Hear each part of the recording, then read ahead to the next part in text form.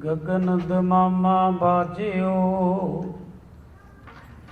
पर्यो निशान काहो।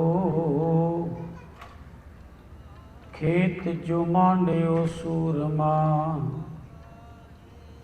अब जूजन को दाओ। सूरा सो पहचानिया जो लड़ै दीन के हेत। पुरजा पुरजा कट मरै कबहू ना छाड़ै खेत। पुरजा पुरजा कट मरै कबहू ना छाड़ै खेत। परम सन्मानयोग जुगो जुग अटल भगत वशल कृपा निदान जगत गुरु बाणी के बोहित हाजरा हजूर ज़ाहरा ज़हूर। तखत छतर चवर दे मालक साहिब श्री गुरु ग्रंथ साहिब जी महाराज पातशाह जी की पावन पवित्र हजूरी अंदर अज संध्या वेले दे इन्हां दीवाना विच हाज़रियां भर रहे गुरु प्यारे गुरु सवारे सत्संगी जना बहुत ही वडभागी हो। गुरु चरनां दे विच नतमस्तक हो के सत्संगत करके लाहे प्राप्त कर रहे हो। अज पंजवें पातशाह धन श्री गुरु अर्जन देव साहिब जी महाराज का शहीदी पुरब मनाया जा रहा है। अज सवेरे तो तकरीबन 3 वारी हाज़री भर चुके हाँ। धन गुरु अर्जन देव साहिब जी के आगमन तो लैके ये कथा विचार लड़ीवार चलती आ रही है। आओ हुण इस समय आपां सतगुरां दा जिहड़ा शहीदी प्रसंग है वो सरवण करन दा यतन करांगे। आप समूह संगतां माई भाई लवाओ गुरु चरनां दे विच हाज़रियां। सतगुरां वल्लों बख्शी फतेह दी सांझ पाओ। आखो वाहिगुरु जी का खालसा वाहिगुरु जी की फतेह। आप जियां ने सरवण कीता है कि सतगुरु पातशाह जी ने श्री हरमंदर साहिब की रचना की, श्री गुरु ग्रंथ साहिब जी की संपादना की। सतगुरु जी ने सिख कौम नूं अहले कलाम अहले निज़ाम अते अहले मुकाम बख्शिश किया। पर सतगुरु जी की वडियाई वेख के कुछ ईरखालू लोग सतगुरु जी के विरुद्ध विਉਂਤਾਂ घड़न लग पे।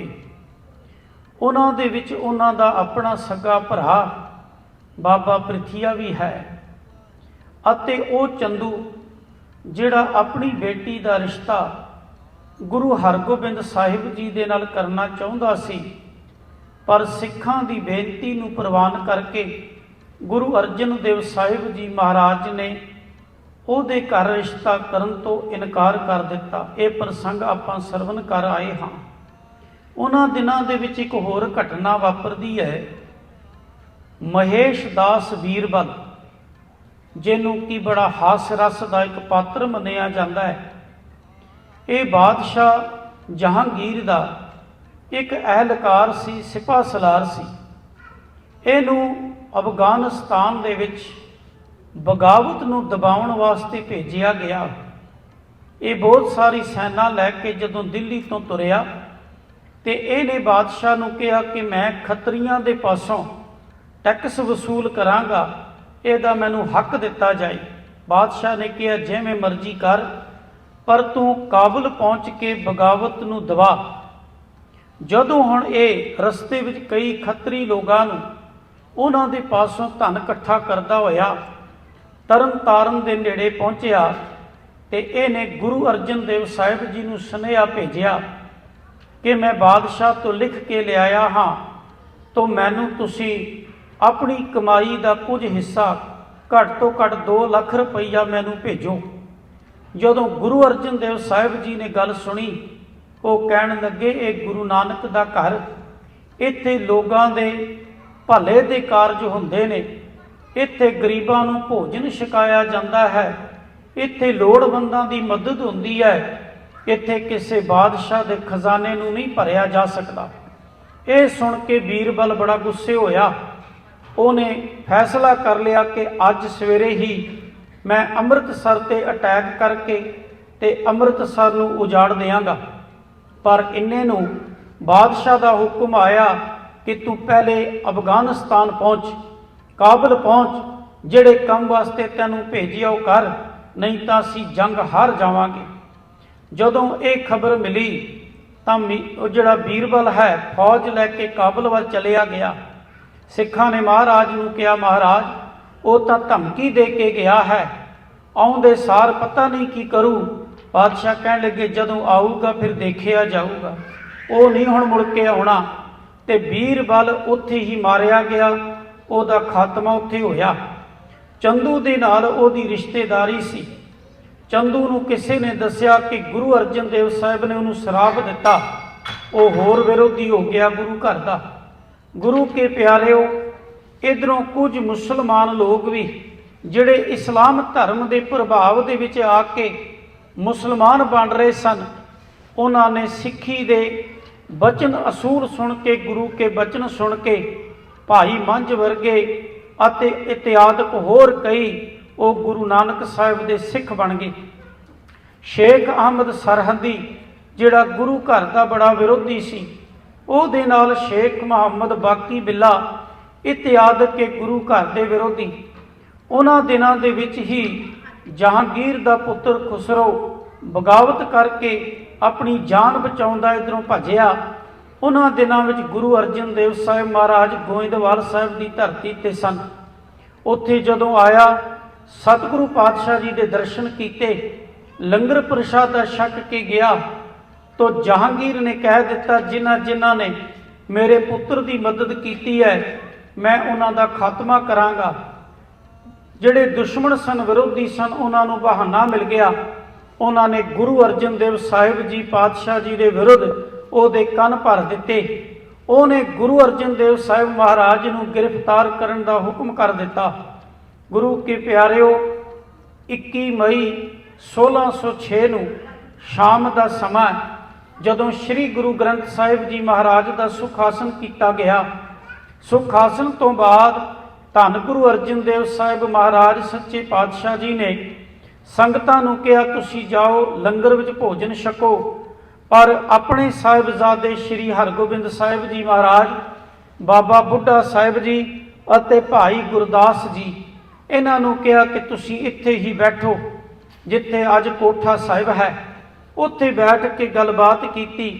ਗੁਰੂ ਅਰਜਨ ਦੇਵ ਮਹਾਰਾਜ ਕਹਿਣ ਲੱਗੇ, ਅਸੀਂ ਕੱਲ੍ਹ ਸਵੇਰੇ ਲਾਹੌਰ ਨੂੰ ਜਾਣਾ ਹੈ, ਹੋ ਸਕਦਾ ਸੀ ਸਰੀਰਕ ਤੌਰ ਤੇ ਵਾਪਸ ਮੁੜ ਕੇ ਨਾ ਆਈਏ, ਤੇ ਤੁਸੀਂ ਸਾਡੇ ਤੋਂ ਬਾਅਦ ਗੁਰਤਾ ਗੱਦੀ ਦਾ ਤਿਲਕ ਸ੍ਰੀ ਹਰਗੋਬਿੰਦ ਜੀ ਨੂੰ ਲਗਾ ਦੇਣਾ, ਇਹਨਾਂ ਨੂੰ ਗੁਰਤਾ ਗੱਦੀ ਤੇ ਬਿਠਾ ਦੇਣਾ। ਨਾਲ ਹੀ ਸ੍ਰੀ ਗੁਰੂ ਹਰਗੋਬਿੰਦ ਸਾਹਿਬ ਜੀ ਨੂੰ ਬਚਨ ਕੀਤੇ ਕਿ ਬੇਟਾ, ਇਹ ਆਦ ਸਿੱਖ ਨੇ, ਇਹ ਪੁਰਾਤਨ ਅਨਨ ਸਿੱਖ ਨੇ, ਜਿਹੜੇ ਵੀ ਕਾਰਜ ਕਰਨੇ ਆ ਇਹਨਾਂ ਦੀ ਸਲਾਹ ਦੇ ਨਾਲ ਕਰਨੇ ਆ, ਇਹਨਾਂ ਨੂੰ ਕਦੇ ਨਿਰਾਸ਼ ਨਹੀਂ ਕਰਨਾ। ਤੇ ਬਾਬਾ ਜੀ ਨੂੰ ਕਿਹਾ, ਬਾਬਾ ਜੀ ਤੁਹਾਨੂੰ ਗੁਰੂ ਨਾਨਕ ਸਾਹਿਬ ਨੇ ਵਰ ਦਿੱਤਾ ਹੈ, ਭਾਈ ਬਿਰਧ ਤੇਰੇ ਤੋਂ ਓਲੇ ਕਦੇ ਨਾ ਹੋਸਾਂ, ਇਸ ਕਰਕੇ ਤੁਸੀਂ ਗੁਰੂ ਨਾਨਕ ਰੂਪ ਹੋ, ਤੁਸੀਂ ਇਹਨਾਂ ਦੀ ਅਗਵਾਈ ਕਰਿਆ ਜੇ। ਜਦੋਂ ਸਵੇਰਾ ਹੋਇਆ 22 ਮਈ 1606 ਦਾ ਦਿਨ, ਦੀਵਾਨ ਸਜਿਆ, ਸੰਗਤਾਂ ਬਹੁਤ ਤਾਦਾਦ ਵਿੱਚ ਗੁਰੂ ਦਰਬਾਰ ਵਿੱਚ ਨੇ। ਭੋਜਨ ਪ੍ਰਸ਼ਾਦਾ ਛਕ ਕੇ ਸਤਿਗੁਰੂ ਪਾਤਸ਼ਾਹ ਕਹਿਣ ਲੱਗੇ, ਅਸੀਂ ਲਾਹੌਰ ਨੂੰ ਜਾਣਾ ਹੈ। ਸਾਰੇ ਪਾਸੇ ਖਬਰ ਫੈਲ ਗਈ ਕਿ ਬਾਦਸ਼ਾਹ ਨੇ ਗੁਰੂ ਅਰਜਨ ਦੇਵ ਸਾਹਿਬ ਜੀ ਮਹਾਰਾਜ ਸਤਿਗੁਰਾਂ ਦੀ ਗ੍ਰਿਫਤਾਰੀ ਦਾ ਹੁਕਮ ਕੀਤਾ ਹੈ। ਸਤਿਗੁਰੂ ਜੀ ਆਪ ਹੀ ਤੁਰ ਪਏ ਨੇ, ਤੋਂ ਸਾਰੇ ਨਗਰ ਨਿਵਾਸੀ ਗੁਰੂ ਕੇ ਸਿੱਖ ਸਤਿਗੁਰੂ ਜੀ ਦੇ ਮਗਰ ਮਗਰ ਹੋ ਤੁਰੇ। ਜਿੱਥੇ ਗੁਰਦੁਆਰਾ ਪਿਪਲੀ ਸਾਹਿਬ ਹੈ, ਪੁਤਲੀ ਘਰ ਦੇ ਨੇੜੇ ਅੰਮ੍ਰਿਤਸਰ, ਉੱਥੇ ਫਿਰ ਸਤਿਗੁਰੂ ਪਾਤਸ਼ਾਹ ਜੀ ਨੇ ਇਕੱਠ ਕੀਤਾ। ਉੱਥੇ ਫਿਰ ਸੰਗਤਾਂ ਨੂੰ ਕਿਹਾ ਕਿ ਹੁਣ ਤੁਸੀਂ ਵਾਪਸ ਮੁੜ ਜਾਓ। 5 ਸਿੱਖਾਂ ਨੂੰ ਨਾਲ ਲੈ ਕੇ ਗੁਰੂ ਅਰਜਨ ਦੇਵ ਪਾਤਸ਼ਾਹ ਜੀ ਲਾਹੌਰ ਪਹੁੰਚੇ। ਇਤਿਹਾਸ ਲਿਖਦਾ ਹੈ ਕਿ ਸਤਿਗੁਰੂ ਪਾਤਸ਼ਾਹ ਜਹਾਂਗੀਰ ਬਾਦਸ਼ਾਹ ਦੇ ਦਰਬਾਰ ਵਿੱਚ ਪੇਸ਼ ਕੀਤੇ ਗਏ। ਜਹਾਂਗੀਰ ਕਹਿਣ ਲੱਗਾ ਕਿ ਤੁਸੀਂ ਸਾਡੇ ਹੁਕਮ ਦੀ ਅਵੱਗਿਆ ਕੀਤੀ ਹੈ। ਗੁਰੂ ਮਹਾਰਾਜ ਕਹਿਣ ਲੱਗੇ ਕਿਹੜੇ ਹੁਕਮ ਦੀ? ਕਹਿੰਦੇ ਤੁਸੀਂ ਸਾਡੇ ਦੁਸ਼ਮਣ ਨੂੰ ਭੋਜਨ ਛਕਾਇਆ, ਉਹਦੀ ਮਦਦ ਕੀਤੀ। ਤੇ ਅੱਗੋਂ ਗੁਰੂ ਅਰਜਨ ਦੇਵ ਮਹਾਰਾਜ ਕਹਿਣ ਲੱਗੇ ਕਿ ਜਿਹੜਾ ਗੁਰੂ ਨਾਨਕ ਦੇ ਘਰ ਆਉਂਦਾ ਹੈ ਉਹ ਨਾ ਕੋ ਬੈਰੀ ਨਾ ਹੀ ਬੇਗਾਨਾ, ਸਗਲ ਸੰਗ ਹਮਕੋ ਬਨਿਆਈ। ਉੱਥੇ ਕੋਈ ਵੈਰੀ ਨਹੀਂ, ਕੋਈ ਬੇਗਾਨਾ ਨਹੀਂ, ਕੋਈ ਆਪਣਾ ਨਹੀਂ, ਸਾਡੇ ਸਾਰੇ ਹੀ ਆਪਣੇ ਭੈਣ ਭਰਾ ਨੇ।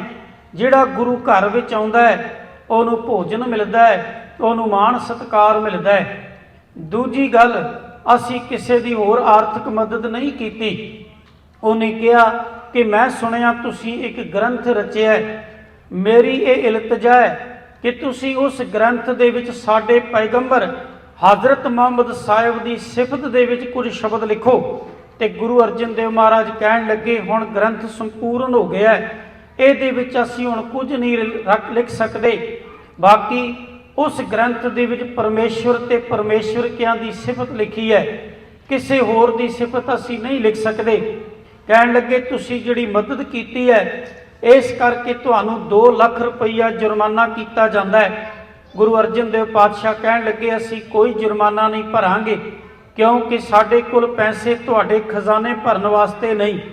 ਤੁਹਾਡਾ ਤੇ ਫਰਜ਼ ਹੈ ਪ੍ਰਜਾ ਦੀ ਰੱਖਿਆ ਕਰਨਾ, ਸਗੋਂ ਪ੍ਰਜਾ ਦੀ ਮਦਦ ਕਰਨਾ, ਤੇ ਤੁਸੀਂ ਪ੍ਰਜਾ ਦਾ ਧਨ ਸਾਡੇ ਕੋਲੋਂ ਖੋਣਾ ਚਾਹੁੰਦੇ ਹੋ ਜੋ ਕਿ ਅਸੀਂ ਪਰਉਪਕਾਰ ਦੇ ਵਿੱਚ ਲਾਉਂਦੇ ਹਾਂ।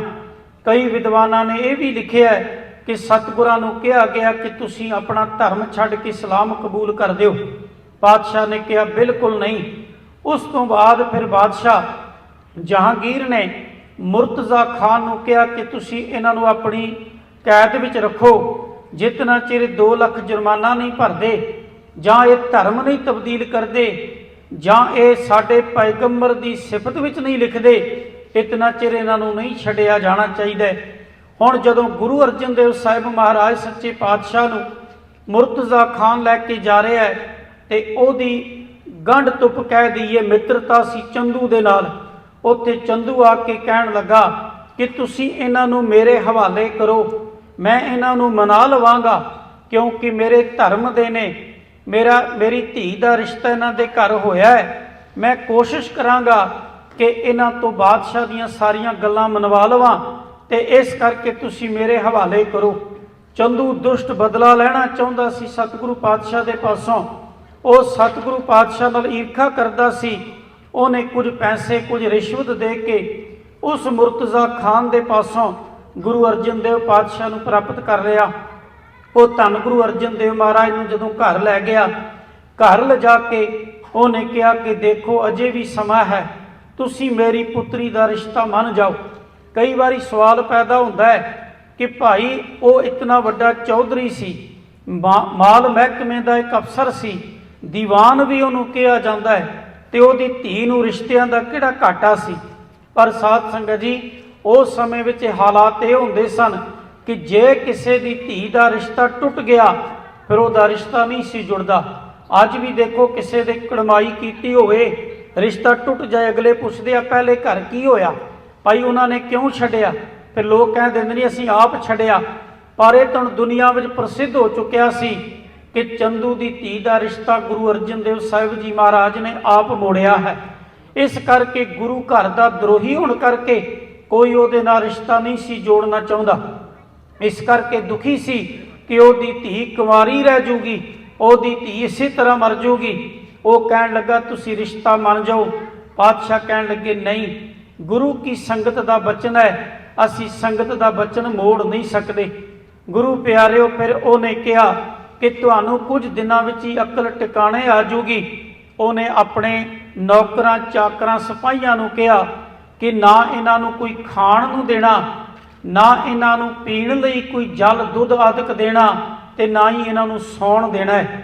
ਗੁਰੂ ਪਿਆਰਿਓ, 5 ਦਿਨ ਗੁਰੂ ਅਰਜਨ ਦੇਵ ਸਾਹਿਬ ਮਹਾਰਾਜ ਉਸ ਚੰਦੂ ਦੇ ਘਰ ਰਹੇ।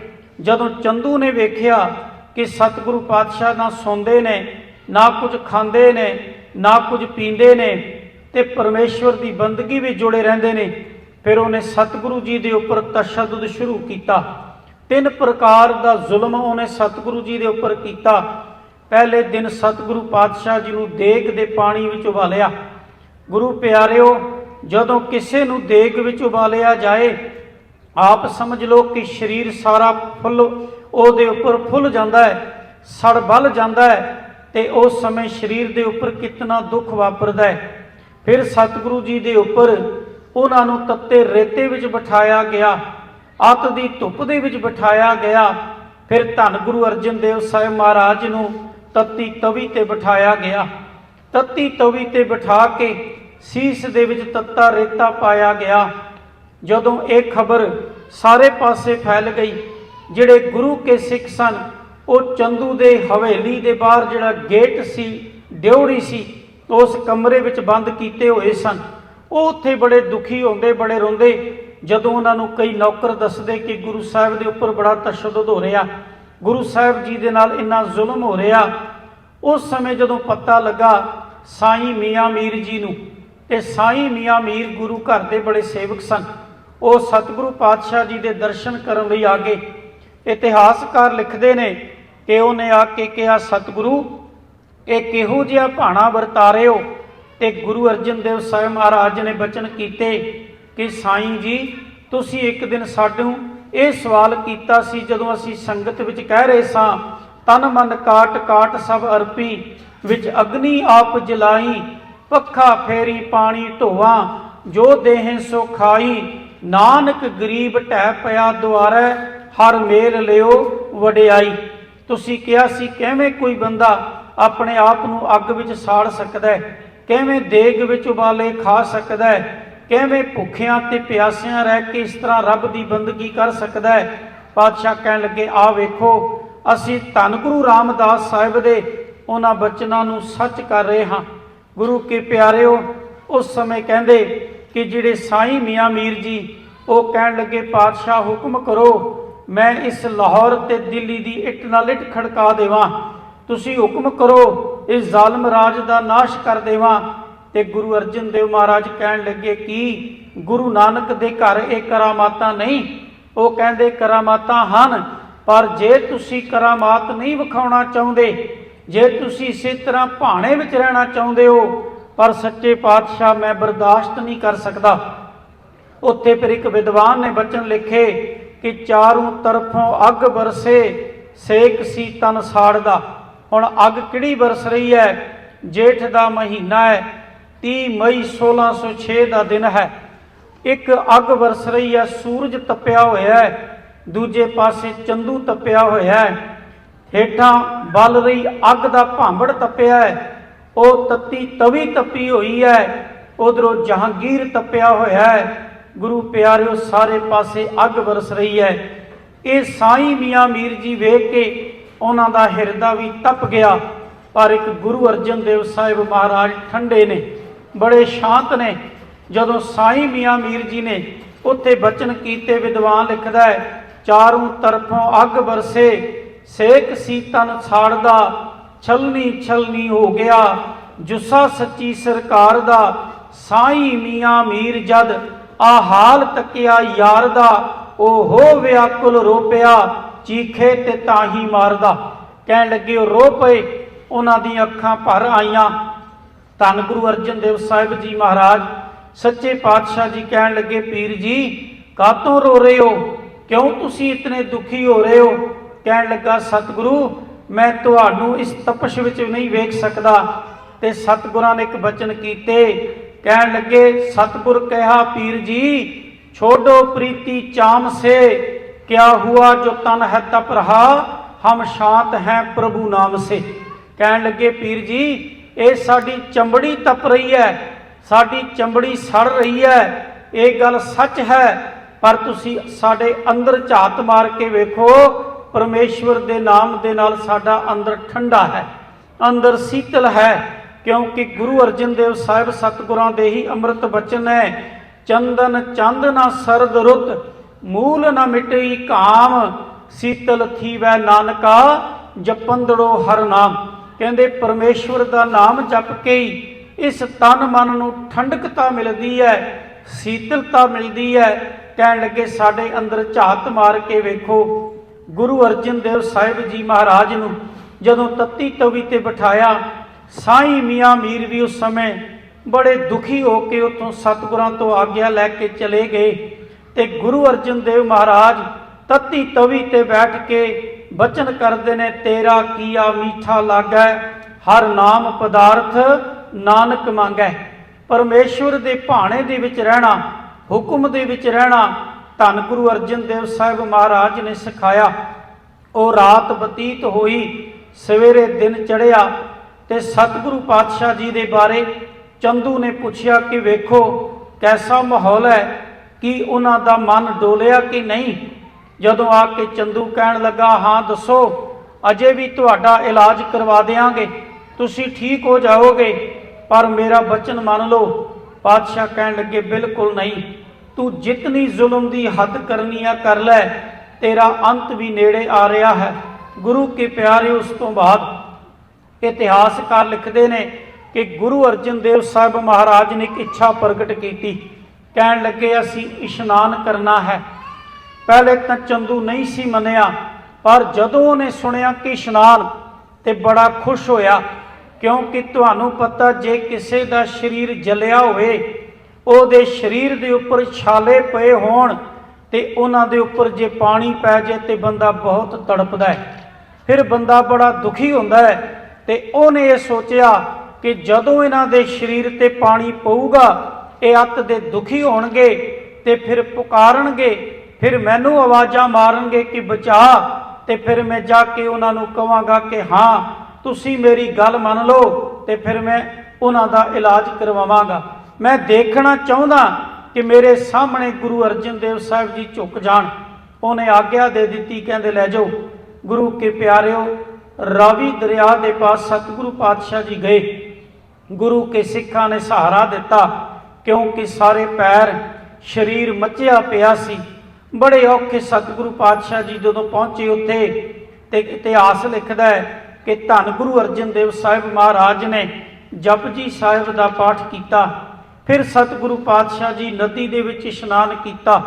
इत्थे इतिहासकारां ने दो गल्लां लिखियां ने।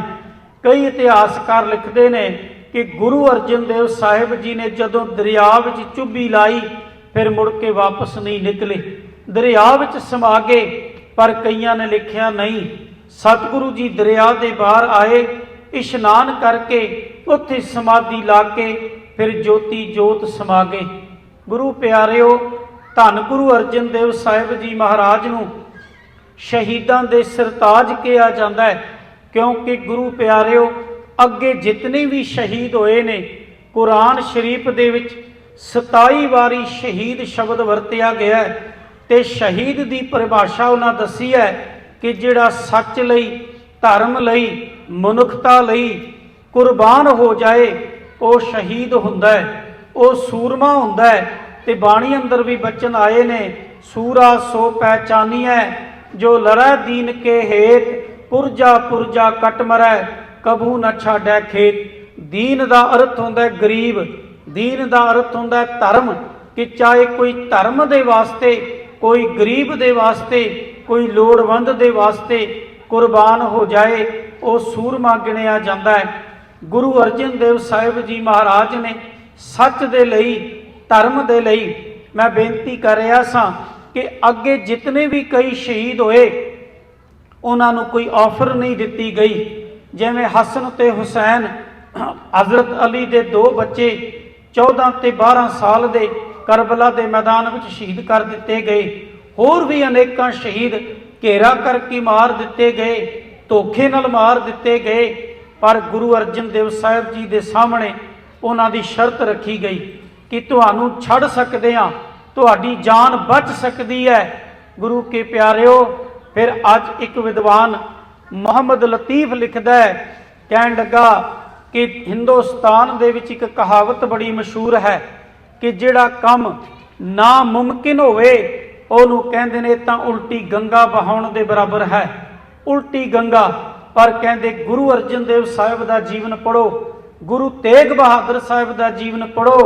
कहंदे अज तक सुनिया सी कि कातल चल के मकतूल वल जाता है, पर जदों गुरु अर्जन देव साहिब खुद चल के लाहौर कातल वल जा रहे ने, कहते उल्टी गंगा बहाउण दे बराबर है। खुद शहीद होने लई जांदे ने। एक विद्वान ने बचन लिखे, कहण लगे जदों गुरु अर्जन देव साहिब जी शहीद होण लगे तो उन्होंने कुछ बचन किए। वो बचन लिखते ने, कहते मेरी सदा को दबाना तो मुमकिन है, लेकिन वक्त की ललकार को कौन रोकेगा। फसीलो आतशां आहन बुलंद ही सही, लेकिन हयात की ललकार को कौन रोकेगा। मेरी सच की आवाज को दबाने वालों, मेरे हर गोबिंद की तलवार को कौन रोकेगा। कहने लगे अज तुसी मेरी सच की आवाज नूं दबाउण दा यतन कीता है, पर देख लियो कि आउण वाले समय मेरे पुत्र यानी श्री गुरु हरगोबिंद साहिब जी की तलवार नूं कौन रोकेगा। फिर आया वो समा जदों गुरु हरगोबिंद साहिब जी गुरता गद्दी ते विराजमान होए। 11 साल की उम्र दे विच जदों उन्होंने पहला संदेश पंथ नूं दिता कि अज तो बाद जिहड़ा गुरु का सिख आवे वो शस्त्र लैके आवे, वो घोड़े लैके आवे, वो चंगी जवानी लैके आवे। फिर उत्थे 2 ढाडी अब्दुल्ला ते नत्था उन्होंने जदों वेखिया, गुरु हरगोबिंद साहिब ने 2 तलवारां पहन लईआं। पहले गुरु साहिबान दस्तार सजाउंदे सन, 6वें पातशाह जी ने दस्तार के उपर कलगी भी लाई। 6वें पातशाह तो कलगी लाउणी शुरू हुई। 2 तलवारां पहनियां ते उन्हां तलवारां दे बारे फिर उन्हां ढाडियां ने बचन लिखे, 2 तलवारां बद्धियां, एक मीरी दी, एक पीरी दी, एक अजमत दी, एक राज दी, एक राखी करे वजीर दी, हिम्मत बाहा कोटगढ़, दरवाजा बलख बखीर दी, नाल सिपाही नील नल, मार दुष्टां करे तगीर दी, पग तेरी की जहांगीर दी। गुरु के प्यारिओ, एक बहुत बड़ा चैलेंज सी, क्योंकि गुरु अर्जन देव साहिब जी तक बड़ी शांति दे नाल गुरु साहिबान ने सिੱਖੀ ਦਾ प्रचार ते प्रसार किया। पर गुरु नानक साहिब जी ने पहले ही बचन किए सन, जे जीवे पत लथी जाए सब हराम जेता किछ खाए। कहते जिस जीवन विच इज्जत नहीं, जिस जीवन विच पत नहीं, ते भावें 36 प्रकार का भोजन मिले, कहन लगे इहो जे भोजन नूं, इहो जी इज्जत नूं लानत है। कहन लगे जे दे विच तुहाडा सत्कार नहीं। गुरु के प्यारिओ, धन गुरु अर्जन देव साहिब जी महाराज ने साडे ते बड़ी अपार कृपा की। आ श्री गुरु ग्रंथ साहिब जी का ओ सागर, रत्ना रतन पदार्थ, वो सागर भरिया राम, बाणी गुरबाणी लागे तिन हथ चढ़िया राम। थाल विच तिन वस्तु पइयो, सत संतोख विचारो, अमृत नाम ठाकुर का पयो, जिसका सबस आधारो, जे को खावै जे को पुंचै, तिसका होए उधारो। ए वस्त तजी न जाई, नित नित रख उरतारो, तम संसार चरण लग तरिया, सब नानक ब्रह्म पसारो। ये अमृत दा, ये भोजन दा थाल गुरबाणी दे रूप दे विच धन श्री गुरु अर्जन देव साहिब जी महाराज ने सानू परोस के दिता है। हुण ये असी इहदे विचों ओ शुभ गुणां दे हीरे मोतियां नूं छकना है। गुरु के हंस बन के, गुरु के सिख बन के, फिर धन गुरु अर्जन देव साहिब जी महाराज सच्चे पातशाह जी ने जिहड़ियां अपार रहमतां कीतियां। क्योंकि सिख किसी भी धर्म नूं चलाउण वास्ते 3 चीज़ां की लोड़ पैंदी है। चाहे कोई देश होए, वो 3 चीज़ां ने, अहले कलाम, अहले निज़ाम ते अहले मुकाम। मुकाम का मतलब हुंदा अपना घर। सतगुरु जी ने सानू श्री हरमंदर साहिब के रूप में केंद्रीय स्थान बख्शिया। दूजा अहले कलाम यानी साडी बोली, साडा ग्रंथ धन श्री गुरु ग्रंथ साहिब जी, अते अहले निज़ाम जिन्हों कहते आपां कोड ऑफ कंडक्ट जां रहत मर्यादा, जो सतगुरु श्री गुरु अर्जन देव साहिब जी महाराज ने सानू बख्शिश की है कि गुरु के सिख का जीवन किहो जिहा चाहिदा है। गुरु के सिख ने जे जीवन की जांच सीखनी है, उहदे नाल भाई पहला मरण कबूल, जीवन की छड़ आस, हो सबना की रेणका, तो आओ हमारे पास। जो तव प्रेम खेलन का चाओ, सिर तर तली गली मेरी आओ, इत मार्ग पैर धरीजै, सिर दीजै कान ना कीजै। ऐसा उपदेश सानू सतगुरां ने दिता। सिर्फ गल्ली बाती नहीं, आप प्रैक्टिकल तौर ते कुर्बान हो के, सीस वार के, तत्ती तवी ते बैठ के, शहादत दा जाम पी के सानू जीवन दी जाच सिखाई है। सो अज धन गुरु अर्जन देव महाराज का शहीदी पुरब है। अखीर ते मैं एक बेनती करा, एक विद्वान ने बचन लिखे ने, उठो गुरु के सिखो, उठो जान निसारो, गुरु के फलक पर चमकते सितारो, ये नगमाई तौहीद नानक गुरु का, घर घर पहुँचा दो गुरु के दुलारो। ये लोभी ये दम्भी ये बहरूपी धारी, इनके शिकंजे से मानो उधारो। बदल दो ये दुनिया गुरु के शब्द से, यूं एहसान अपने गुरु का सर से उतारो। साडे गुरु ने बड़े एहसान कीते, आपा वार के जिंद वार के सानू सरदारी बख्शी है। इस सरदारी नू असी संभाल के रखिए। जिनके दिन मनाते हो उनका कहना भी मानो, इन्हां बचनां नू कमा सकीए ताकि जीवन सफल हो सके। इतनी को सेवा प्रवान। बहुत बहुत धन्यवाद गुरु की संगतां दा। धन्यवाद मेरे वीर कमलजीत सिंह जो हर समागम नू रिकॉर्ड करते हैं, सानू विदेशों दीयां सारियां खबरां आल वर्ल्ड विच देंदे ने। मेरे वीर का बहुत बहुत धन्यवाद। समूह संगतां दा धन्यवाद। इतनी को सेवा प्रवान। बख्शो असीस बुलाओ फतेह। वाहिगुरु जी का खालसा, वाहिगुरु जी की फतेह।